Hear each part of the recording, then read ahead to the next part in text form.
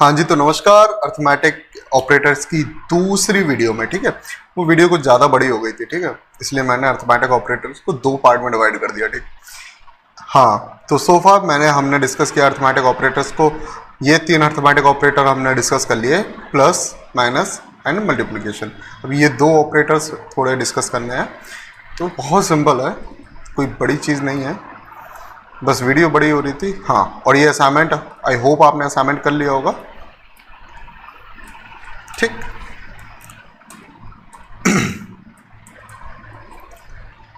ठीक है, अब डिवाइड का देखते हैं।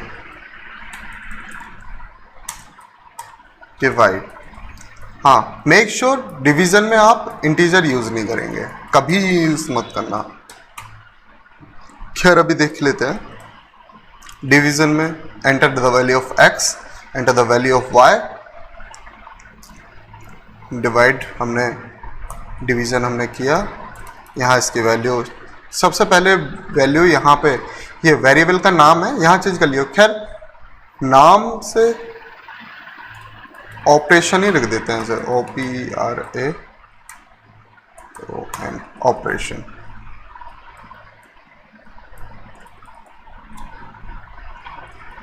होता क्या है, वेरिएबल होते हैं केवल हमें बताने के लिए कि हम कर क्या रहे हैं, ठीक है, उसका नेमिंग करने के लिए, और वेरिएबल का कोई काम नहीं है।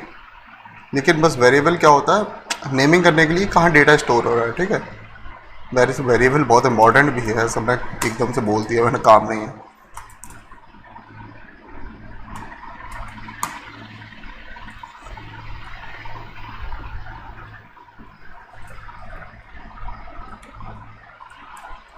ऑपरेशन ये किया, मल्टीप्लिकेशन नहीं, division of X and Y, ठीक। हमने किया इंटीजर, अभी देखना इंटीजर हमने यूज किया हुआ है। कंपाइल एंड रन, कंपाइल किया प्रोग्राम को, रन हुआ, 5 2 टड़ा, आउटपुट बहुत गलत आया। क्यों आया? क्योंकि हम क्या कर रहे हैं, हम इनपुट में ले रहे हैं एक्स, और इनपुट में ले रहे हैं हम इंटीजर, और आउटपुट में चाहिए हमें फ्लोटिंग पॉइंट। ये बहुत गलत है, क्योंकि अब इनपुट में जब इंटीजर ले रहे हैं, देखो कंप्यूटर समझता नहीं है आपकी बात, कंप्यूटर आपके दिमाग की, आपके मन की बात नहीं समझेगा, कंप्यूटर वही समझेगा जो आप बोलोगे उसे करने को, ठीक है। अब कंप्यूटर से बताना पड़ेगा कि भाई हम इनपुट में भी हम फ्लोटिंग पॉइंट ले रहे हैं, जो डेसिमल वैल्यू ले रहे हैं, तो हमें जो फ्लोटिंग पॉइंट ले रहे हैं, तो हमें आउटपुट में भी फ्लोटिंग पॉइंट ही चाहिए, तो तभी वो करेगा ये काम। अब देखना, हमने इनपुट में और आउटपुट भी फ्लोटिंग पॉइंट किया है, फ्लोएटी। Now 5 2 2.5 correct answer, good. अब बात आती है मॉडुलस की। मॉडुलस को थोड़ा सा एक्सप्लेन कर देता हूँ। मॉडुलस कुछ नहीं है, रिमाइंडर है। जब भी हम डिवाइड करते हैं दो नंबर को,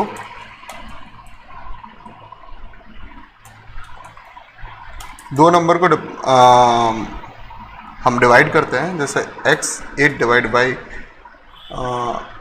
3। अब इसमें रिमाइंडर मिलेगा, जो कंप्लीटली डिवाइड क्या होगा, दो बार में डिवाइड होगा कंप्लीटली। 3 1 3, 3 2 6, इसके आगे 9 है, होगा नहीं, तो रिमाइंडर मिलेगा हमें 2। होता क्या है, जो कंप्लीटली डिवाइड हो जाए उसके बाद जो वैल्यू बचे उसे बोलते हैं रिमाइंडर, ठीक है।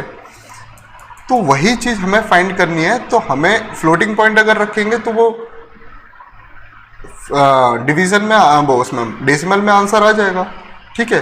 वो आगे डॉट लगा के, जो अपन लोग करते हैं ना, डिवीजन करते हैं, तो पॉइंट लगाने के बाद फिर हम एक ज़ीरो बढ़ा देते हैं, फिर उसमें डिवाइड कर लेते हैं, वो सारी चीज़ फ्लोटिंग में हो जाएगी।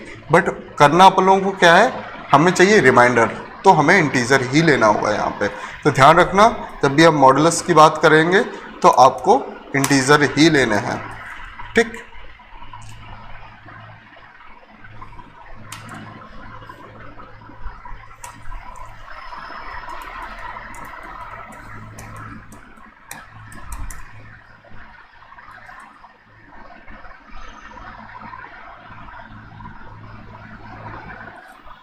8 3 रिमाइंडर इज 2। एक बार फिर से कर लेते हैं ऑपरेशन, एक बार फिर से डालते हैं 5 2 जो रिमाइंडर इज 1। Good good. अब बात क्या है कि जो प्लस प्लस ऑपरेटर है माइनस माइनस ऑपरेटर है, ये कुछ नहीं है x प्लस प्लस, ठीक।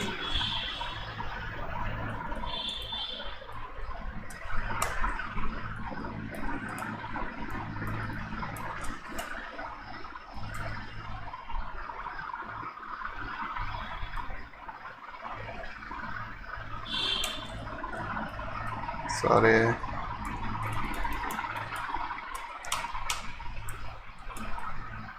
हाँ, और ये तो हटा ही दो।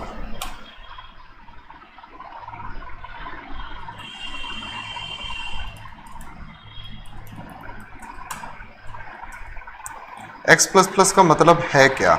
x प्लस प्लस का मतलब है x equals to x plus 1। Similarly x minus minus है, x प्लस प्लस कर दो या x equals to x plus 1 कर दो, दोनों कहानी बराबर है। बट इसके बीच में थोड़ा सा एक झोल है, वो बाद में करेंगे। अभी x की वैल्यू, ठीक है, इन डेप्थ अंडरस्टैंडिंग लेंगे तब करेंगे। x की वैल्यू 6 हो गई, x equals to x plus 1। Similarly अगर हम बोलेंगे x माइनस माइनस तो हो जाएगा।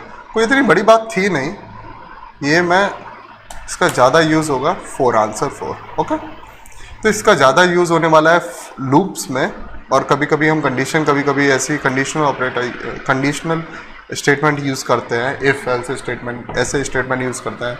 कभी कभी बहुत लॉजिकल प्रोग्राम्स में थोड़ा सा स्लो करना होता है कुछ चीज़ों को, x equals to x plus 1, ये बहुत बड़े स्टेटमेंट लगने लगते हैं देखने में, तो हम x प्लस प्लस यूज़ कर देते हैं, x माइनस माइनस यूज़ कर सकते हैं। फॉर लूप कभी कभी ऐसा होता है, for integer I equals to 0,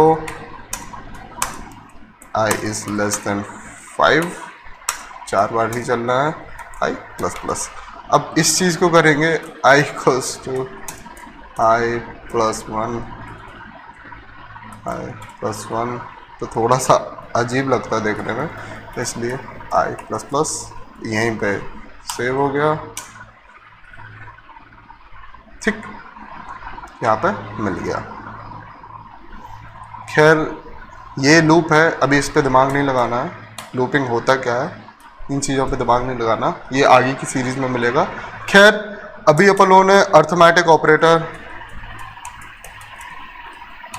arithmetic operators को पूरी तरह से देख लिया है, तो अब मैं आपसे रिक्वेस्ट करूंगा कि आप असाइनमेंट में क्या करें, असाइनमेंट में सारे arithmetic operator plus plus and increment operator और डिक्रीमेंट ऑपरेटर दोनों का भी यूज़ करें। ये सारे जो 5 अर्थमेटिक ऑपरेटर है प्लस 2 इंक्रीमेंट है, डिक्रीमेंट जो अदर्स ऑपरेटर है ना, अदर अर्थमेटिक ऑपरेटर है, ठीक है, इंक्रीमेंट और डिक्रीमेंट के, उन्हें भी यूज़ करके एक प्रोग्राम लिखें, एक पूरी फुली फ्लेजेड प्रोग्राम में ये सारे ऑपरेटर को यूज़ करें, ठीक है। बस इतना ही है, और दूसरों के प्रोग्राम को थोड़ा सा एनालाइज करो, देखो कि वो कैसे क्या कर रहे हैं, ठीक है। क्या अभी क्या है कि इतना बड़ा प्रोग्राम है नहीं कि आपको दूसरों के प्रोग्राम को देख के एनालाइज कर पाओ, ये ऐसी कोई बड़ी चीज़ है नहीं इसमें, बट फिर भी देखना और पता करना, देखो कि वो प्रोग्राम को कितना नीट एंड क्लीन किस तरीके से लिख रहे हैं, क्या अप्रोच डाल रहे हैं। कभी कभी कोड होता क्या है कि हाँ, और कोड में होता क्या है कि जब भी हम अपना कोड लिखते हैं, बड़ी इंडस्ट्रीज में अभी कोड लिखते हैं हम, तो बताना पड़ता है, कभी कभी कुछ फंक्शन हम लिख देते हैं और पता नहीं रहता, सामने वाला अपने कभी कंपनी छोड़ दिया, दूसरी कंपनी में हम चले गए, ठीक है, हमने जॉब छोड़ी, या कभी जब भी दूसरी भी कंपनी में गए हम, तो कोई हमारे सब्सटीट्यूट आएगा तो वो एकदम से कोड देखेगा तो उसे पता ही नहीं चलेगा कि कोड लिखा क्या है, ठीक है। तो होता क्या है कि कोई भी कोड लिखो तो उसमें कमेंट कर दो, ठीक है, जैसे टेकिंग एक्स एज अ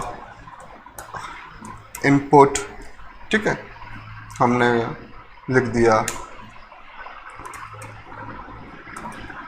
एंटिंग एक्स।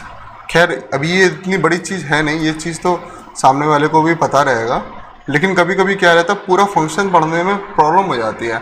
कभी कभी कोई चीज़ें होता है ना, एकदम से हमें देखना होता है कि अच्छा अब पूरा कोड होता है 1200-1300 लाइन का एक फाइल है, उसमें बहुत सारे कोड लिखे हुए हैं, 1200-1300 लाइन का है, 2-2000 लाइन का कोड लिखा हुआ है, ठीक है। हम हर चीज़ पढ़ने थोड़ी ना बैठेंगे, हमें क्या करना होता है कि हमें देख लेते हैं, अच्छा हमने कमेंट में देख लिया कि अच्छा ये इसका है, चलो छोड़ो हमें इससे काम नहीं है, अच्छा हमें इससे काम है, अच्छा पढ़ लेते हैं किस तरीके से इनपुट ले रहा है, क्या आउटपुट देगा, कैसे देगा, कैसी फाइल हमें डेटा कैसे मिलेगा। ये सारी चीज़ें बहुत इंपॉर्टेंट होती हैं कि कमेंट वगैरह आपको क्या होता है कि नीट एंड क्लीन कोड दिखता है, ठीक है। कभी कभी कोई कंपनी होती क्या है कि आपसे लिखवाते हैं, कभी कभी इंडस्ट्री में होता क्या है कि आपसे कोड कभी इंटरव्यू के टाइम पे लिखवा लेते हैं, इंटरव्यूज़ में होता है कि कोड आपसे लिखवा लेते हैं। अब होता क्या है, जब भी आप कोड लिखोगे अगर आपने कमेंट उसमें डाल दिया है तो आपके लिए प्लस पॉइंट है वो, क्योंकि अगर कमेंट आपने नहीं डाले तो आप सामने वाले को समझ में नहीं आएगा, आप समझाओगे उसे बैठ के, ऐसा तो होने वाला नहीं है। तो एक आपके लिए प्लस पॉइंट हो जाता है कि आप उसे कमेंट में आपने सबसे पहले मतलब कोड लिखने के टाइम ही आपने उसे एक्सप्लेन करना है, सेल्फ एक्सप्लेनेटरी कोड हमने बनाना, ठीक है। हमने कोड ऐसा नहीं बनाना कि खुद लिखे खुदा बाँचे, ठीक है। सेल्फ एक्सप्लेनेटरी कोड होना चाहिए कि हमने कोड देखा, हम उससे समझ पा रहे हैं, कोड खुद हमें समझा रहा है कि भैया है किस चीज़ का, ठीक है। खुद लिखे खुदा बाचे नहीं। हम कभी भी कोई भी प्रोग्राम लिखेंगे तो सबसे पहले क्या करेंगे, यहाँ पे कमेंट करके प्रोग्राम के बारे में लिखेंगे, इंट्रो ऑफ अ प्रोग्राम,